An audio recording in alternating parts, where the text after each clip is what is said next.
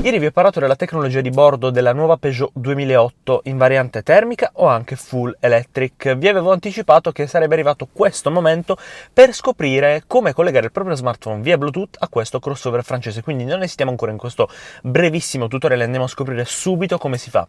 Quindi, come si collega lo smartphone via Bluetooth a questa vettura? Premiamo sul telefono, collegare telefono, ovviamente. Per darvi un po' di contesto, io sto utilizzando il mio iPhone 8 con il Bluetooth attivo, come dovete fare voi sul vostro smartphone, che sia iOS o Android. Premiamo su ricerca perché ci ricercherà attualmente i dispositivi disponibili appunto per l'appaiamento, chiamiamolo così, tra vettura e telefono stesso. Ha trovato WeDrive Carlo come periferica. Ora avremo una richiesta di autorizzazione sul telefono con un codice da abbinare e da confermare. Consentiamo sul telefono per esempio la sincronizzazione dei dati e qui possiamo scegliere telefono, streaming audio, anche se vogliamo dati internet mobile per avere appunto ciò che vogliamo visualizzare tramite Bluetooth e utilizzare su questa vettura. Premiamo su OK.